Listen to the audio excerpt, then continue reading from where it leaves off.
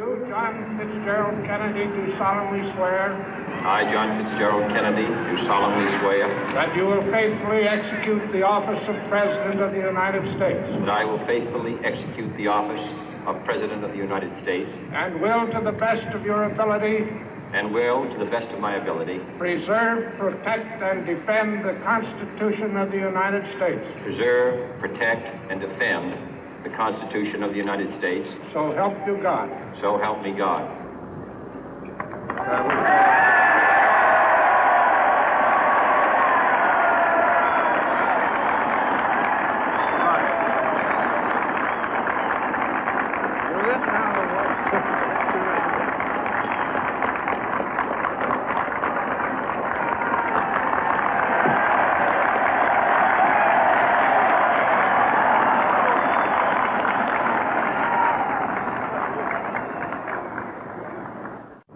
Vice President Johnson, Mr. Speaker, Mr. Chief Justice, President Eisenhower, Vice President Nixon, President Truman, Reverend clergy, fellow citizens. We observe today not a victory of party, but a celebration of freedom, symbolizing an end as well as a beginning, signifying renewal as well as change. For I have sworn before you and Almighty God the same solemn oath our forebears prescribed nearly a century and 3/4 ago.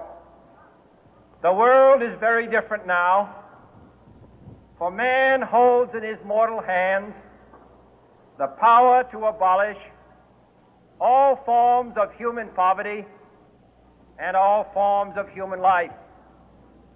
And yet the same revolutionary beliefs for which our forebears fought are still at issue around the globe.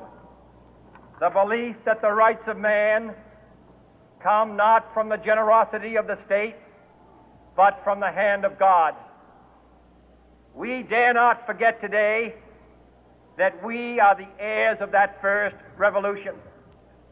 Let the word go forth from this time and place to friend and foe alike that the torch has been passed to a new generation of Americans born in this century, tempered by war, disciplined by a hard and bitter peace, proud of our ancient heritage, and unwilling to witness or permit the slow undoing of those human rights to which this nation has always been committed and to which we are committed today at home and around the world.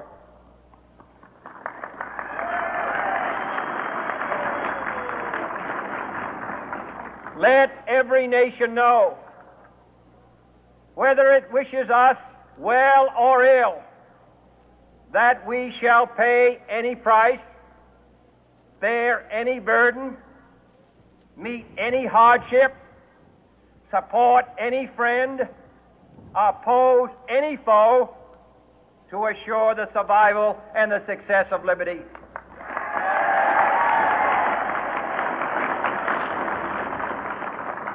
This much we pledge and more.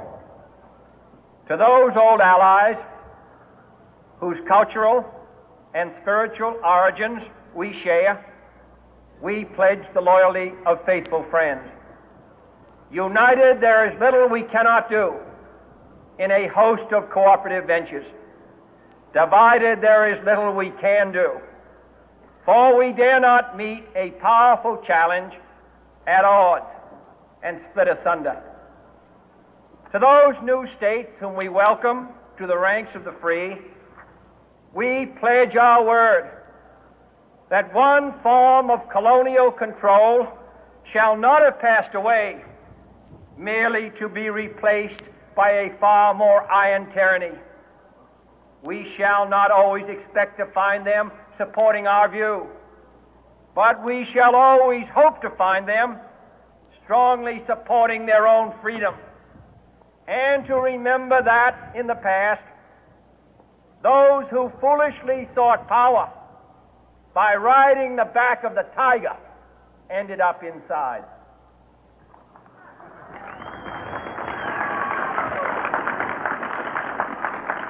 To those people in the huts and villages of half the globe struggling to break the bonds of mass misery, we pledge our best efforts to help them help themselves for whatever period is required, not because the communists may be doing it, not because we seek their votes, but because it is right.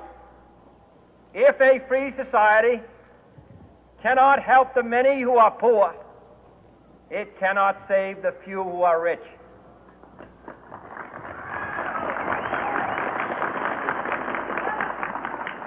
To our sister republics south of our border, we offer a special pledge to convert our good words into good deeds, in a new alliance for progress, to assist free men and free governments in casting off the chains of poverty.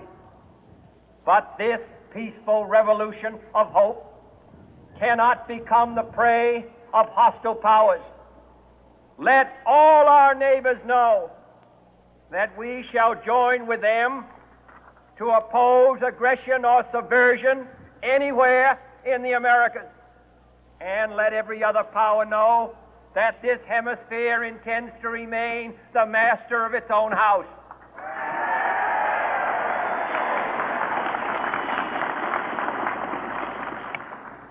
To that World Assembly of Sovereign States, the United Nations, our last best hope